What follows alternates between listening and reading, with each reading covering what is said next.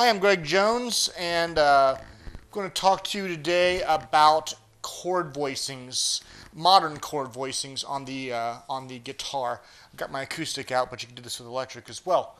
I'm going to show you some great voicings that really make your chords sound more mature, more advanced. So, simple idea first is in the key of E major. What you're going to hear, let me just play it and then I'll explain it, okay? I'll use a pick, but sometimes I'll finger pick instead. But check out these chords. I'm just going to go a 1, 4, and 5.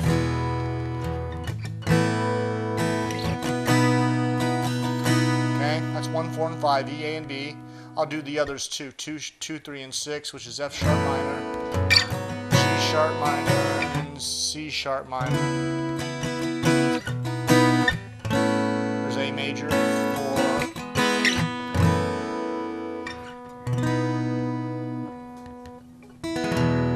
So what I'm doing is, out of all those chords you're hearing me play, which all in the key of E major, I am letting 2 open strings ring. Your first 2 strings on your guitar, your E and your B, are ringing. Now, by doing that, those notes happen in the key of E major happen to be the 1st and the 5th scale degree. E, F sharp, G sharp, A, and B. 1st and 5th notes of the scale. So that's a concept or even a rule for us. It says that the 1st and 5th notes of your key can be threaded, if you will, into all your chord voicings. And when you do, you get the sound you just heard me play. It's easy to do on acoustic because I'm just letting the first 2 strings ring as much as possible. It was most difficult when I went to that C sharp minor, and a lot of people would play it like this, I guess. Should have done that one.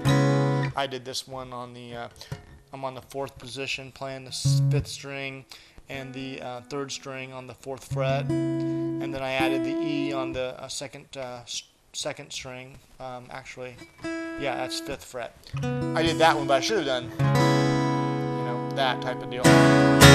So in the key of E major, it's beautiful, but what do I do when I'm not in the key of E? Well, I can capo, but let me show you something else.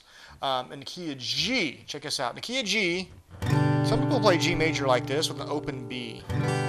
Don't do that, at least not for modern music. Maybe that'll work for Campfire, or I admit it works for like Neil Young or some folky music, but most music, if you're not into that stuff, or if you want to expand beyond that stuff, covers that D. Okay, those 2 notes, that G and that D on the 3rd fret, 1st and 2nd string, also the 1st and 5th notes of my key. In this case, I'm in the key of G.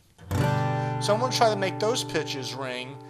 This time what I'll do, well, actually I'll keep it simple at the beginning. I'll play 1, 4, and 5 in the key of G, which is G, C, and D. I'll let those 2 notes stay in all 3 of my chords, and it'll be voiced like this.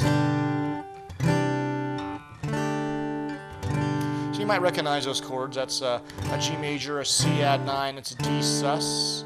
I could add the 6th chord, which is E minor. We normally play like that with open first 2 strings. I'm going to add that 1st and 5th note, and that's a beauty. All right. So a lot of chords you can do that with those 2 notes. Now, those 2 notes at G and D are also reproduced up here at the 2nd and 3rd strings. 8th fret, 2nd string, 7th fret, 3rd string. That's a G and a D. So that's handy to know too as I'm moving up the fretboard. So imagine this now. I'm going to go to the number system. I'm assuming you know the number system. If you don't, it's something to Google. 1 major is G major. For A minor, I could go to this A minor open and try to put those 2 notes in, but when I do, it really sounds like it's suspended because we're not hearing that C note, which I'm blocking with this D. Okay, so I'm going to instead try to find an A minor here at the 5th position with those 2, that G and D voiced in it. Now, the way I'll do that, and this is a rule in guitar in general, is if you don't have enough fingers to reach something, like that's hard to do, then what you start doing is find non-essential notes you can take away. First note I'll always consider taking away is the lowest note that's not the bass note. So that would be on this A minor. That'd be my E note on the 7th fret, 5th string. Take that out. It's and then I might as well make this a minor 7 because take that 8 down to 7. A minor 7's a straight line, so it's a minor 7's like that, right? And I'm I'm muting the 5th string. I could finger it like that. That's an A minor 7. Minor 7s and minor chords are virtually interchangeable, but minor 7s generally sound a little more interesting. So that's another reason why I'm doing it. But that straight line, coupled with just the fact I like the sound of minor 7, gives me freedom now to grab those 2 notes I couldn't grab before, the G and the D. So I get this. Technical name is, I think it's an A minor at 11, I think. Okay, for G over the third one, the 3 chord, B minor, to do this concept we're doing, which is really called Traintracks, by the way, where we voice the 1st and 5th note in all of our chord progressions. For the 3rd chord, you might be tempted to play B minor, but when you do, you have an F sharp in there. And so what we're going to do instead, and this is common for the number system if you study it, the 3 chord is substituted, the 3 minor is often substituted with a 1 over 3, meaning the 1 chord is G and the 3rd note's B, so a G with a B bass note, G/B, G over B. So I would do that. Or, that since those G and Ds are here, what if I have visualize a D-shaped G chord, add the B bass, and maybe do it like that.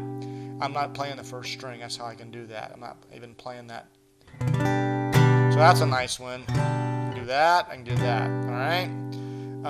For chord, the 4th chord, 4 chord, we did C add 9. We can do that one. We can also do at the 3rd position a bar. This is C sus2. So again that B. I'm not playing that.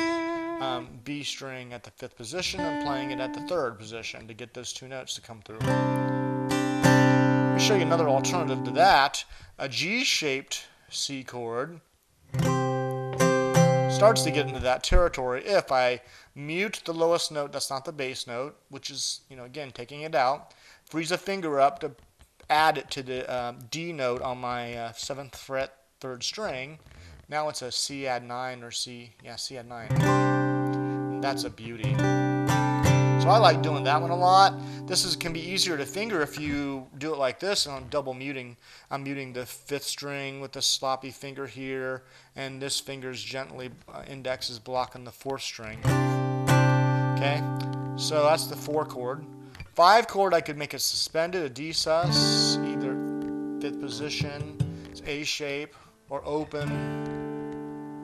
And then for E minor, you might be tempted to do that one. That's A shape. Build on this A shape, I'll do this. I'll mute the 4th string and play it like this. I'm also muting the 1st string. Actually, that 1st string can ring through if you want. But that's got the Traintracks in it, the G and the D. Okay, it's the 1st and 5th notes, all right? Let me just review what I've done up so far. I'm going to go up the number system. 1, 2, 3, 4, 5, 6. Here's 1 major. Here's the A minor, 2 minor, which is A minor at 11. Here's the G over B. And watch my fingering for C add 9. So that's the 4 chord. See, I just swapped 2 fingers. It's easy. C add 9, and then here's D sus, which is the 5 chord. And here's E minor 7.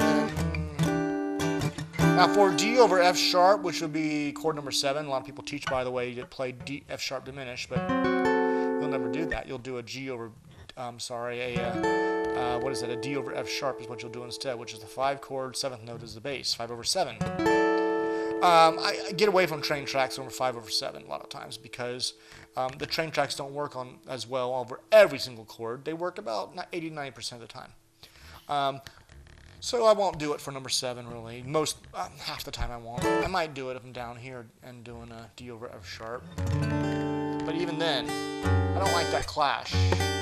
So even then I won't do it actually. So never mind, I misspoke. So that's 1 through 7 in the key of G. Now that's valuable because most of those chords, actually all those chords, can be turned into movable chords or bar chords.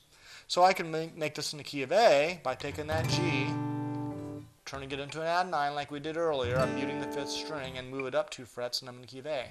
Again, I can finger it with that bar, or I can double mute the strings like I did earlier. So I'm in the key of A and I can do 1, 2, 3, 4, 5, 6.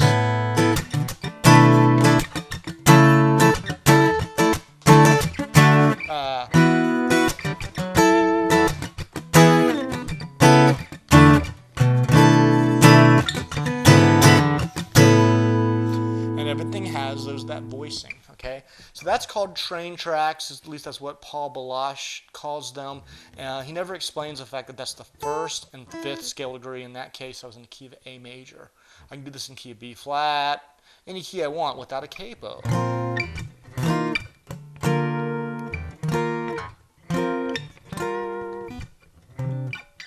Almost forgot what key I was in.